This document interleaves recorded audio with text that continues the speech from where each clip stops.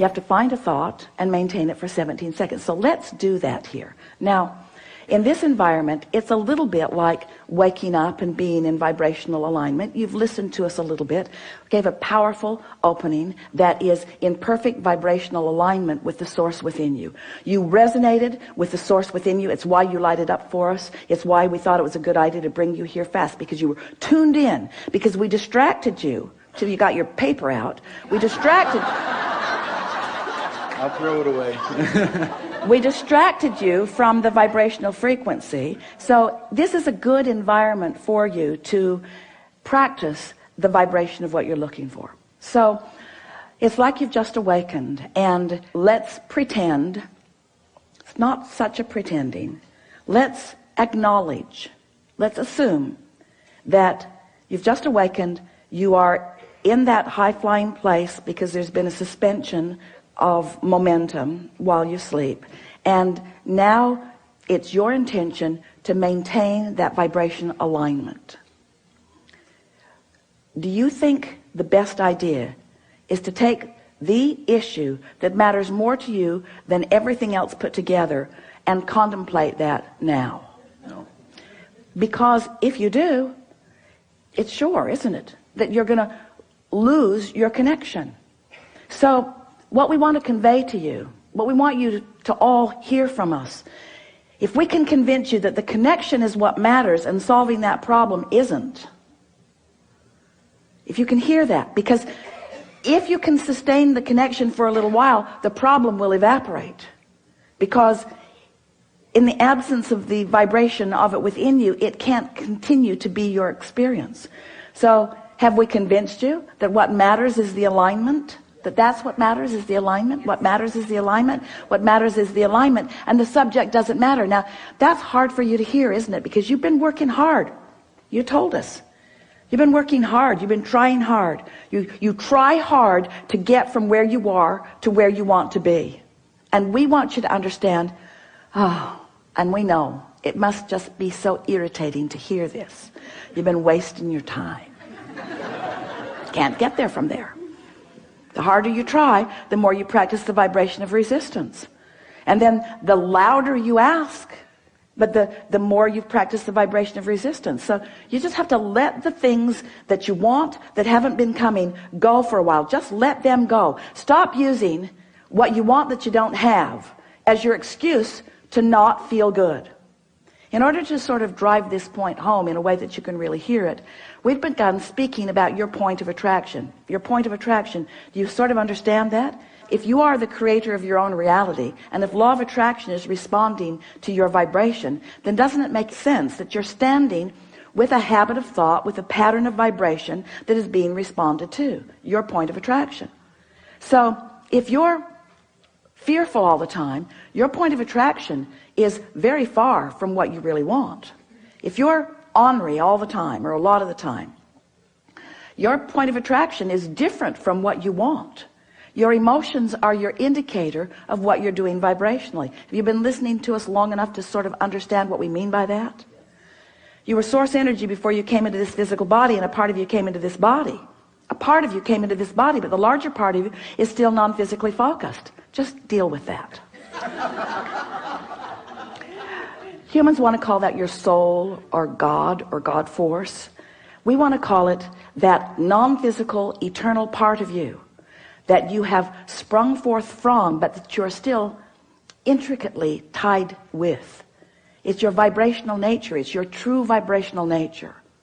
So that part of you adores you. When you're mad at you, you cause a vibrational difference. That part of you loves others. When you find someone who is despicable, Esther loves that word, despicable, you cause a vibrational variance. So when you separate yourself from you by the logical thing that you've chosen, that's a vibrational variance. But if you practice it long enough, then you end up in this sort of habit of vibration. So we've been wanting to demonstrate that your point of attraction is like a sort of swirling state of being. It's a vibrational disc, sort of like the seven dwarfs. There was Henri, well, they called him grumpy, but same difference, and happy, There was dysfunctional and passive aggressive. So Esther's up to about 200 dwarfs now. She's having such fun. She recognizes them around in herself and others. So there are these habits of thought, these vibrational habits of thought that represent this sort of vibrational place where you hang out. And so if you've been hanging around in hopeful but not believing, then that's what the universe leads you to. If you're hanging around in despair or discouragement, then that's what the universe leads you to. Let's define what we mean by that's what the universe leads you to. It's a better way of saying that. That's what you find in the universe. That's what you find. That's what your point of attraction yields to you. So we want you to realize that if you will just choose the disc, if you choose the subject chooses the disc. Think about that. I'm going to think about money. Despair. Not really. Could be optimism, or could be fantastic journey. You know where you're at relative to that. When you think about wanting a relationship that you've never known, but that you sense is there, that you really want, and you feel lonely or the absence of it, loneliness is in a very different place than joy. So we're saying this to you more clearly than we've ever said it before. Choose the disc by the way it feels, not by the subject that you want to place on it. That's a good way of saying that, isn't it? So when we say, what are you going to think about? Your answer, if it's a really good answer, is anything that keeps me up here. Oh, well, are you going to think about the things that are important to you? No, that would take me down here. Because the things I really want, now we know, you know, we're playing with you because we see you progressing and having wonderful lives in many regards, but you know what we're getting at. Sometimes the things that matter to you most don't make you feel that good because the vibration that you've practiced isn't one of knowing or expecting. Every subject is like a big long stick or a little short stick, doesn't matter. It's a stick. A really big long stick that has two ends on it. On one end of it is what is wanted, and on the other end of it is the absence of what is wanted. And so if you pick a subject where you've been practicing what you don't want, and you say, I'm going to set a goal about this, well, then what you've actually said is, I'm going to set a goal to practice a thought that's way down here. And I'm going to practice it, and I'm going to try, and I'm going to struggle, and I'm going to proclaim my goodness, and I'm going to keep score of where I am, sort of like the things that you were telling us, only we're exaggerating it dramatically. And life's just going to keep giving you the same thing. So you pick your disc by how you want to feel. This morning, Esther was in her sleeping room, and she could hear some children and parents moving through the hallway with great volume. And her first thought was, they should be quiet, people might be sleeping. And her next thought was, they're really having a good time. Now, which of those thoughts do you think was the best thought for Esther to think? They're really having a good time. Then Dad started singing. It was awful. The worst voice ever. But he was so joyful in his singing.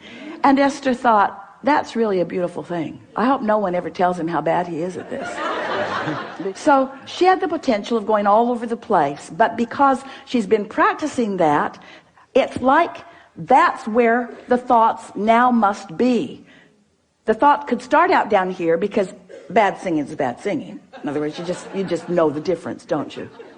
So her thought started out here, but because she was here, her thought just had to join her up here. She just couldn't stay down there. Not that long ago, her vibration would have joined her down there. Now, her thought is joining her vibration. Can you feel the difference? That's step 4.